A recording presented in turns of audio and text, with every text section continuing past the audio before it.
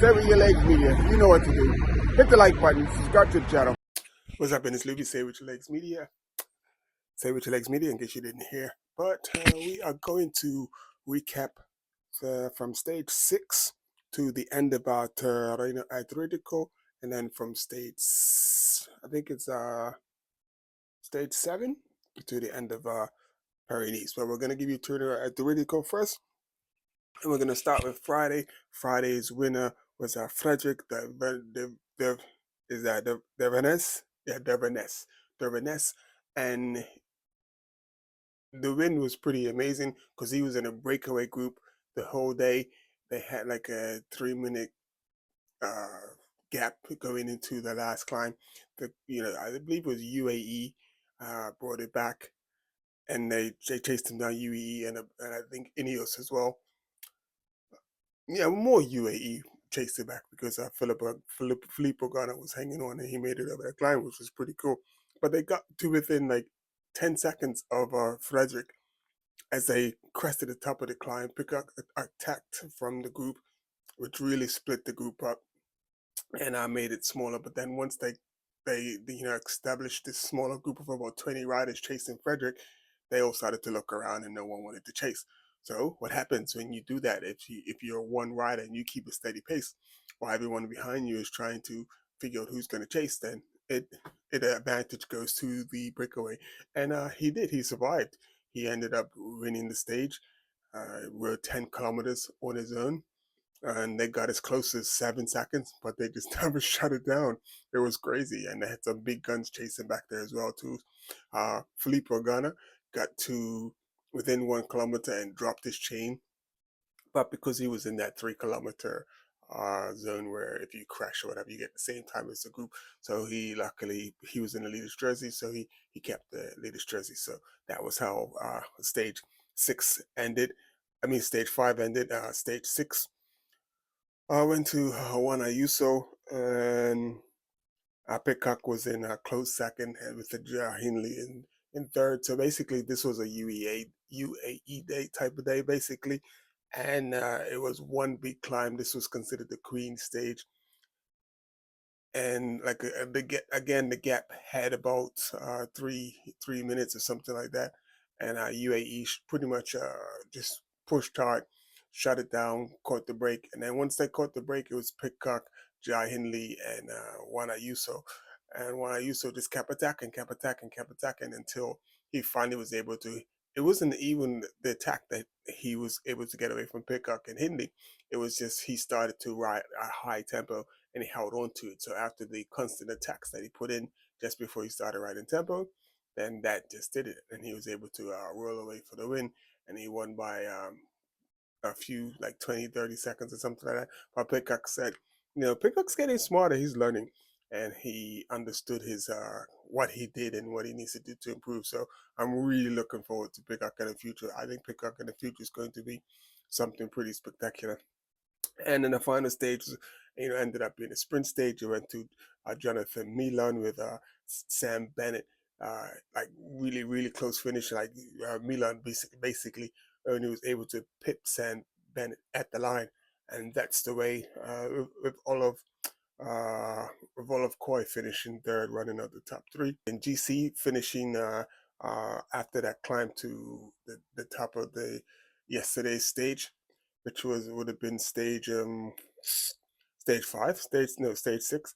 Juan Ayuso went into the lead. He just overhauled Filippo Ganna. He finished like 50 seconds in front of Filippo Ganna. He was 27 seconds behind, so that gave him a buffer of 35 seconds, which is a flat stage, and all he had to do on the last stage is just stay upright, and he did that. Filippo Ganna was actually in third place on GC going into the last stage, but he was able to put some time on Antonio Tiberi, and he finished. He's either put some time away, or he got he got bonus seconds.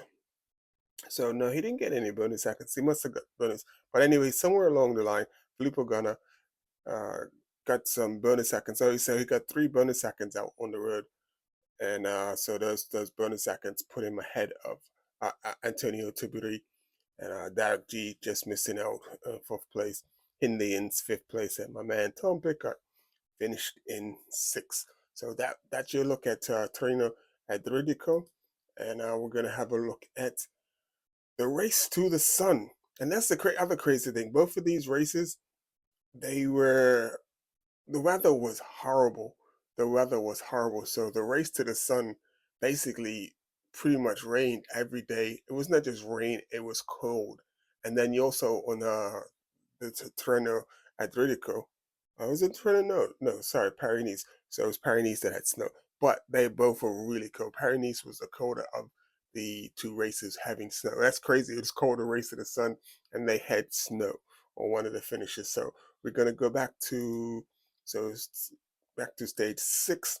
Stage 6 went to Mads Peterson of Little Track, and this was another, like I said, rainy day, rainy and cold day.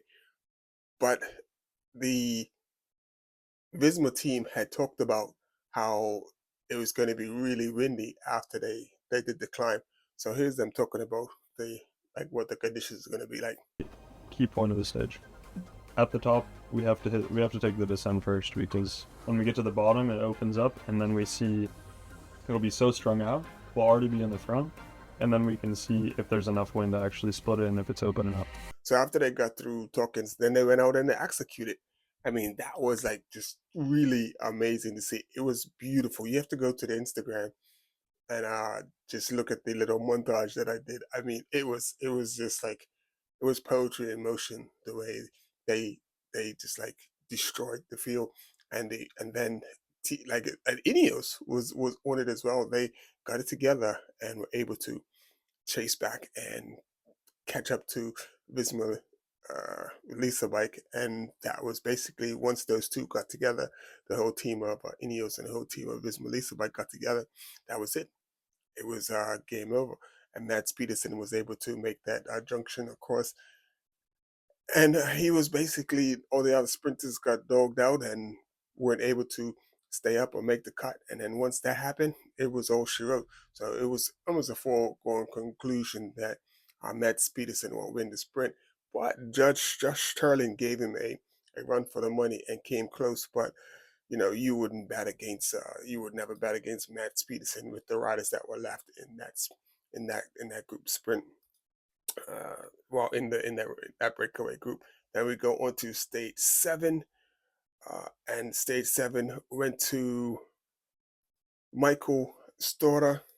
So this guy here, I don't know who the other guy is, but this guy here, Michael Storer. So stage 7 went to Michael Storer, and that was a pretty amazing job done by his arguably probably the leader on the team in seniority and like in just achievements, which is Philippe, which is not Philippe, sorry, Alaphilippe, Julian Alaphilippe, and the group got the group that Michael Storer was in.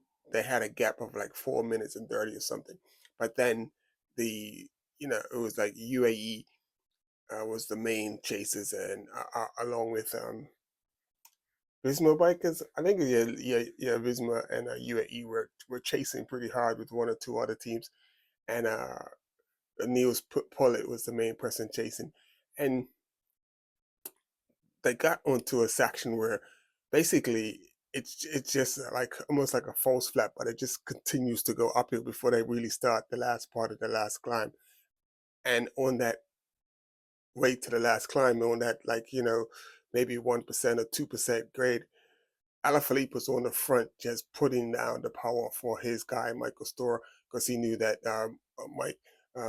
Michael was the strongest one in strongest of the climbers in the group. So he just had to get him to the climb with enough time, and sure enough, he got Michael Storer to the climb, and then the other person that was Mario Schmidt from our team, Jaco Lula, was able to ride with him for a little bit after Michael Storer and Mario dropped everybody. And at one point, Michael looked back to Mario, "Come on, man, take a turn on the front." And Mario's like, "That's it." And then about half a kilometer later, Mario gave up the ghost because Storer just kept the pace on, like from 2.7 kilometers out. and went on to win solo in the snow, mind you, like snowing, just snowing crazy. So that was the other thing, like, just finishing on top of the mountain in the snow. That was crazy. That was mad. So yeah, that part.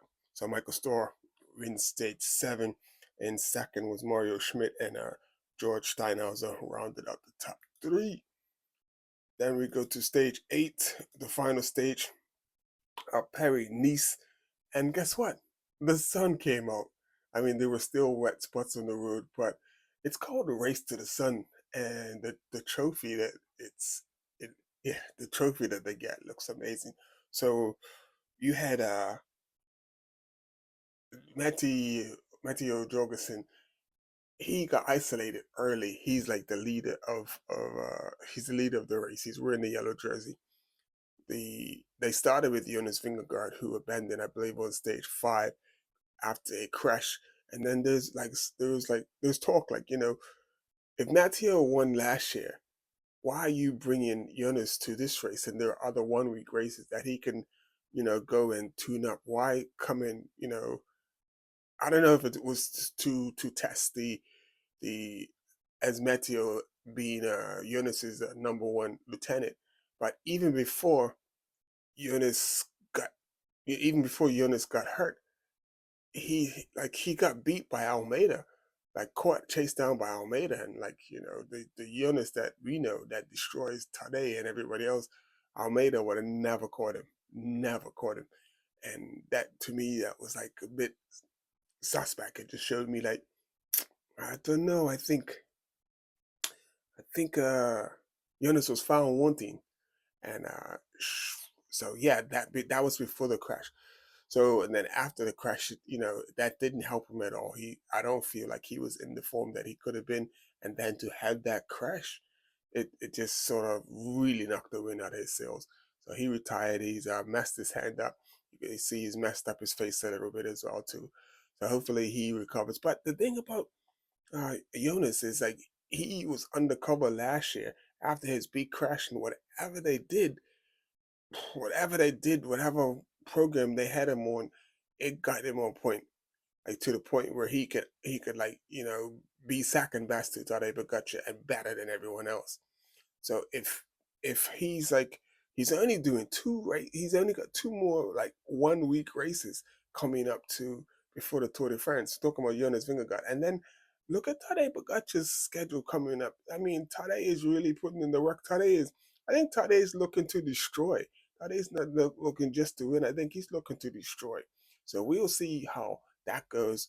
So anyway, we were talking about stage 8, and I just veered off on a tangent as to like the questions behind bringing Jonas Vingegaard to the race that Matteo Jorgensen should have been just defending. And but anyway, but because of that uh, accident to Jonas, uh, Magnus Medio got the yellow jersey back and he held on to it. But the thing about on stage 8, he had to basically ride more than half the stage on his own because it was a pretty hilly and climbing stage, and he had no support and no backup because basically all of the Visma guys went early, and I think it was from the hard work like that they did. Like you see how stage, I believe it was stage 6 went in the rain, and like, I mean, the Visma guys are really putting in work, so they deserve a break. And it's going to be a few days before any races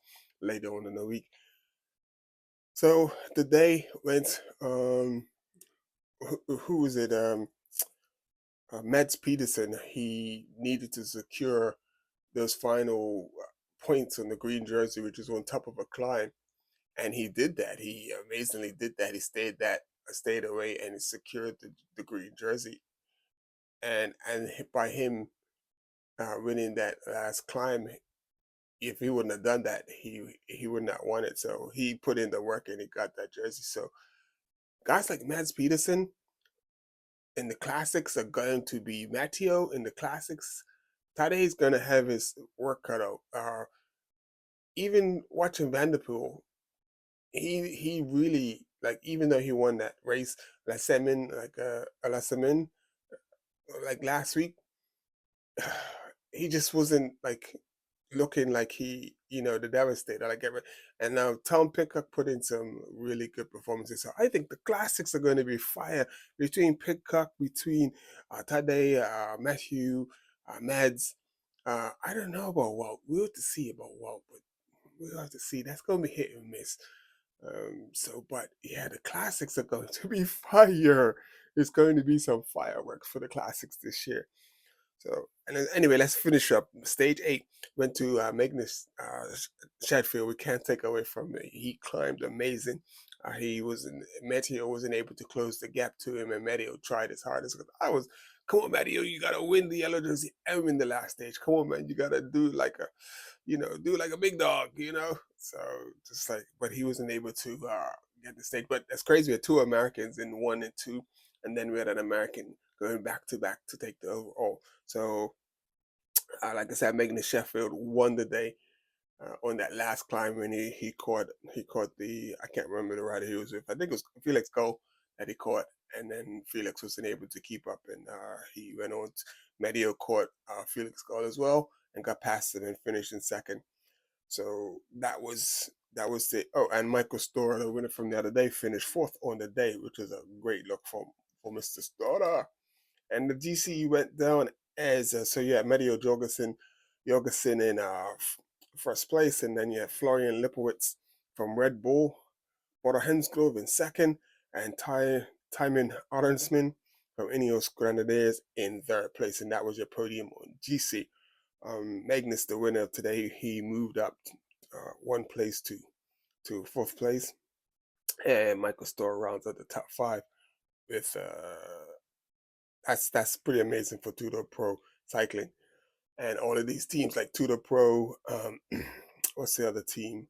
Uh, uh, 36.5, Q36.5. These teams are looking for spots in the Tour and the Giro. So with performances like these guys just might get that. So the only for me disappointment was a João Almeida. He finished down in sixth, and that was the best finish for UA Emirates. So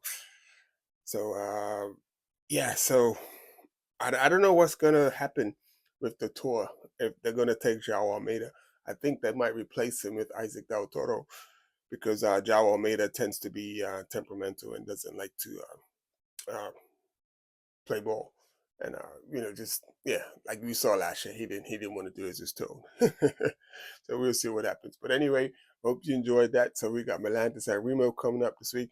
Also, there's a bunch of races. So it's the Nocra Cosa, which just means course, and Nocra is the name of the somebody. So last year was the Danilith Nocra Cosa, but Danilith, I guess, is not a sponsor this year. So you got the Nocra Cosa, and then there's also the Milano Torino race this week as well.